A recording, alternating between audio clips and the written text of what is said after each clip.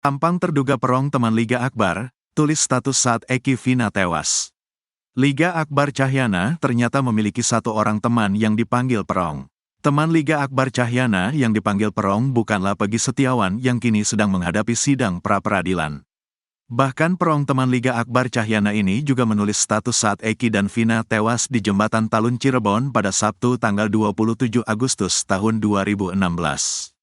Nama panggilan perong memang menjadi kunci pembuktian Peggy Setiawan di sidang pra-peradilan.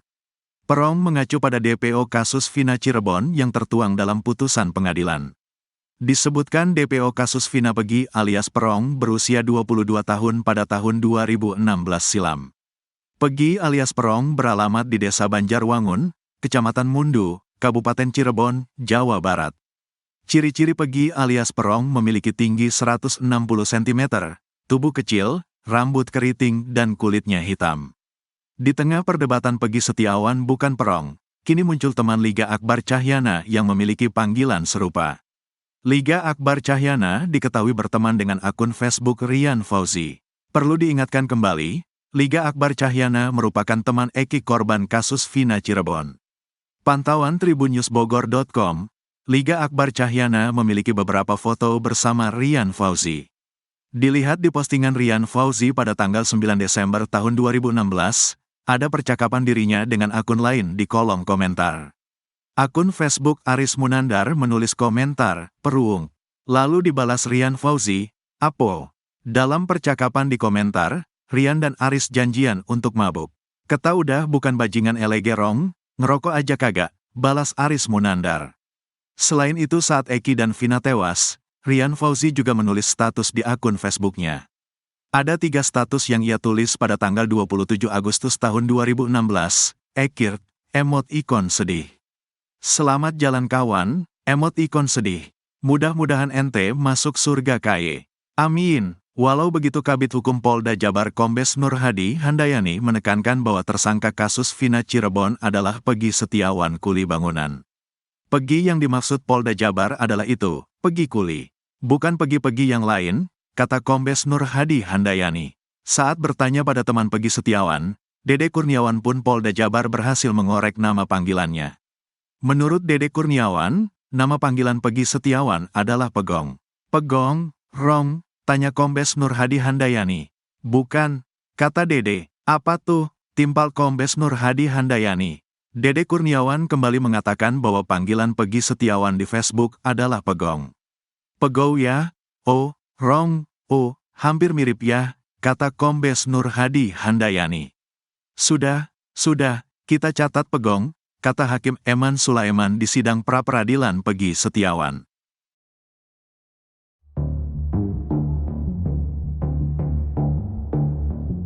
Terkuak akun Facebook terduga perong yang asli, teman Liga Akbar. Namun, teman Liga Akbar yang dipanggil perong ini bukanlah Peggy Setiawan, melainkan Rian Fauzi. Rian Fauzi memiliki akun Facebook yang sama dengan namanya. Pada akun Facebooknya itu, perong kerap memposting beberapa foto dengan Liga Akbar. Bahkan ada juga foto perong bersama dengan Eki dan Vina sebelum kejadian. Rian Fauzi dipanggil perong oleh temannya di akun Facebook tersebut. Pada akun Facebooknya itu, perong juga berteman dengan Liga Akbar. Bahkan ia juga sempat memposting ulang foto-fotonya bersama Liga Akbar. Pada akun Facebooknya itu, terlihat perong dan Liga Akbar berteman baik. Ada juga foto perong bersama Vina dan Eki di acara XTC. Perong juga kerap memposting logo XTC yakni lebah. Namun tidak diketahui apakah perong merupakan anggota XTC atau hanya simpatisan seperti Liga Akbar. Pada foto Eki dan Vina yang berpose dengan anggota XTC, ternyata ada perong dan Liga Akbar. Dilihat dari foto di momen yang sama namun beda angle, terlihat jelas wajah Liga Akbar dan perong. Perong duduk tepat di sebelah kanan Eki di belakang pria berjaket denim. Perong saat itu memakai sweater berwarna abu-abu. Sementara Liga Akbar ada di belakang Eki dengan memakai sweater berwarna merah. Belakangan ini nama perong menjadi perbincangan netizen.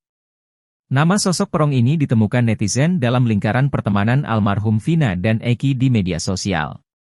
Dalam hal ini nama alias perong ini bukan untuk sebutan nama Peggy, melainkan nama alias dari teman Eki yang bernama Rian.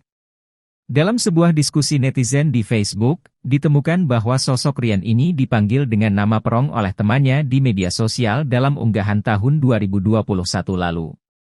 Panggilan tersebut terlihat dalam percakapan antara Rian dan teman-teman membahas hal biasa seperti menanyakan kabar terkini. Pada tahun 2016 silam, Perong ini sempat mengabarkan soal pelaku pembunuh yang membunuh temannya, Eki. Hal itu dia umumkan di akun media sosialnya tepat pada tanggal 1 September 2016.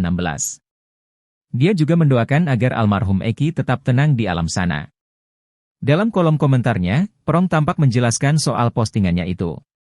Ditemukannya nama Perong ini membuat netizen makin kebingungan soal kasus pembunuhan Vina dan Eki. Sebab seperti diketahui bahwa polisi menyebut soal DPO di kasus Vina Cirebon adalah Pegi alias Perong. Namun mereka malah menemukan Perong yang ternyata justru teman dekat korban Eki.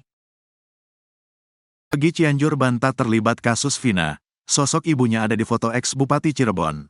Pegi Cianjur bantah terlibat sosok ibunya ada di foto ex-Bupati Cirebon. Sementara itu, Elisna mengaku menikah dengan Cecep Dahlan Setiawan tahun 1995 saat usianya masih 15 tahun. Dulu mau disuratin, tapi gak ketebus karena sudah ninggal yang nikahinnya, kata Elisna ke Deddy Mulyadi. Cecep dan Elisna menikah dengan Amil, bukan penghulu. Katanya mereka diberi tanda bukti pernikahan berupa secari kertas. 2 tahun menikah, Elisna hamil Pegi Setiawan Cianjur. 2 tahun kosong, 1997 punya anak, jelasnya. Lahir di dukun beranak, Paraji, Mak Upit tapi sudah meninggal, di Komplek Istana. Komplek maksudnya, Sindang Sari dekat Istana Cipanas, jelas Elisna. Orang dekat ex-Bupati Cirebon. Sementara itu, Widya, pemerhati kasus Vina Cirebon kembali memberi pernyataan mengejutkan. Widya, di media sosial membongkar siapa sosok Elisna. Ya, sosok Elisna disebutnya sebagai orang yang memiliki kedekatan dengan Bupati Cirebon. Elis, kalau Anda mau tahu, di foto pernikahan dalam keluarga Bupati itu ada. Dia sangat nempel sama mantu. Itulah orang yang dijadikan ibu angkat Pegi Setiawan, ungkapnya. Cecep bukan ayah kandungnya. Karena ada masalah dengan Vina, jadi Pegi buru-buru dialihkan identitasnya ke Pak Cecep, tambahnya. Dengan tegas, Widya mengklaim jika dirinya tak mudah dibohongi. Saya tidak akan bisa kalian bohongi, paparnya. Pegi Setiawan Cianjur masih menjadi sosok yang dicurigai dalam kasus pembunuhan Vina Cirebon. Publik curiga kepada Pegi Setiawan Cianjur karena dia merupakan anggota geng motor Moon Raker. Di mana geng motor itu ada dalam kronologi kasus yang menewaskan Vina dan Eki. Tak hanya itu, kecurigaan publik terhadap putra dari Cecep Setiawan itu karena Pegi Setiawan Cianjur kerap mengenakan pakaian mewah. Tak hanya itu, Pegi Setiawan Cianjur juga kedapatan mengubah penampilannya. Dalam sebuah tayangan video di akun TikTok Dagelan Politik 96, seorang wanita bernama Widya menyorot telinga Pegi Setiawan Cianjur. Telinga Pegi anaknya Pak Cecep menurut netizen ada bekas tanda pakai anting atau bolong. Coba perhatikan, tanda-tanda DPO itu kan telinganya ada bekas anting, jika ada jahitan di telinga Pegi anaknya Cecep. Tersangka Pegi Setiawan yang ditangkap disebut Pegi yang sebenarnya hanya dengan modal gambar atau foto jadi tidak masuk akal.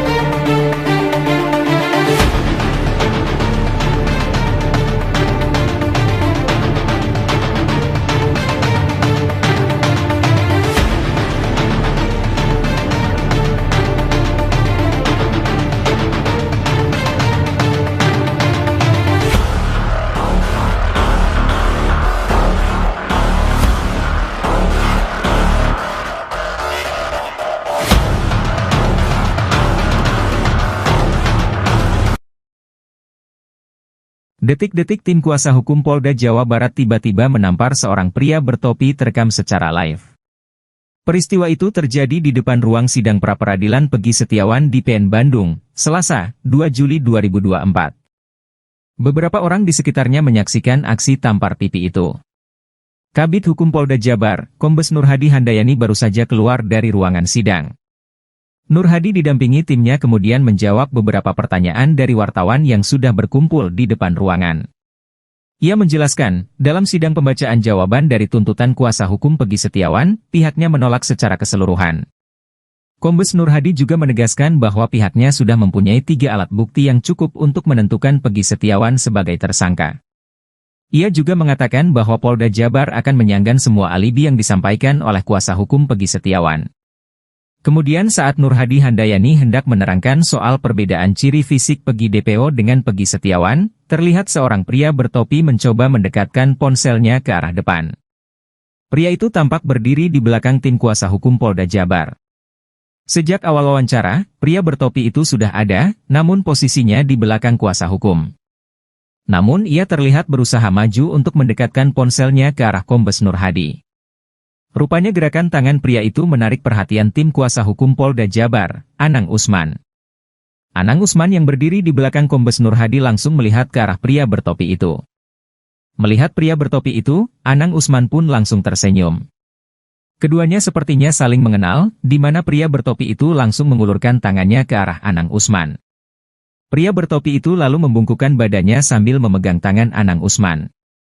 Kemudian secara spontan, Anang Usman lalu menampar pipi sebelah kiri pria bertopi itu. Tamparan itu lebih terlihat seperti sapaan akrab antara orang yang lebih tua pada orang yang lebih muda. Pria bertopi itu pun tampak tidak meringis, melainkan tertawa. Setelah itu, Anang Usman kemudian mengelus-elus pipi pria bertopi itu. Beberapa rekan sesama tim kuasa hukum Polda Jabar melihat adegan itu sambil tersenyum. Pria bertopi itu kemudian lanjut merekam pernyataan dari Kombes Nurhadi Handayani. Terlihat Anang Usman juga memberikan space agar pria bertopi itu lebih leluasa untuk maju.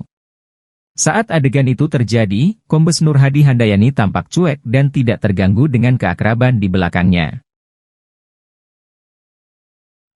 Inilah kabar terbaru dari kasus pembunuhan Vina Cirebon pada 2016 silam. Terbaru ini, sidang pra-peradilan sudah berjalan di hari kedua, Selasa, 2 Juli 2024. Dalam sidang yang digelar di Pengadilan Negeri Bandung ini, tim hukum Polda Jabar selaku termohon beberkan 3 alat bukti. 3 alat bukti tersebutlah yang menjerat Peggy sebagai tersangka kasus pembunuhan ini. Polda Jabar membeberkan 3 alat bukti untuk memperkuat penetapan tersangka terhadap Peggy Setiawan yang ditangkap di Bandung. Kabid Hukum Polda Jabar, Kombes Nurhadi Handayani, mengatakan 3 alat bukti itu masing-masing adalah keterangan ahli, keterangan terpidana dan/atau saksi serta surat. Selain itu, pihaknya juga memastikan bahwa proses penetapan tersangka terhadap Peggy telah melalui prosedur gelar perkara yang dihadiri oleh Irwasda, Propam dan Bidang Hukum Polda Jabar. Sementara itu, Insang Nasruddin, tim kuasa hukum Peggy Setiawan selaku pemohon, mengaku sudah menduga bahwa Polda Jabar hanya akan menggunakan keterangan dari ahli dan beberapa lainnya untuk menetapkan kliennya sebagai tersangka. Terkait surat yang dijadikan alat bukti, pihaknya merasa tidak nyambung karena tidak ada yang berkaitan, baik itu surat visum atas kematian Vina dan Eki, maupun surat lainnya tidak ada hubungannya dengan kliennya. Tim pengacara Peggy Setiawan juga meminta alat bukti berupa keterangan ahli ini bisa lebih dijelaskan dalam persidangan. Bahkan, ahlinya, menurut Insang, harus dihadirkan langsung agar hakim ketua persidangan dapat melihat bagaimana faktanya. Konstruksikan, ini kan tidak ada. Hanya keterangan saksi ini, saksi itu. Tapi saksi yang perlu harus diingat, bahwa di dalam penyidikan pihak termohon, Polda Jawa Barat tidak ada kok dilakukan BAP konfrontir. Seharusnya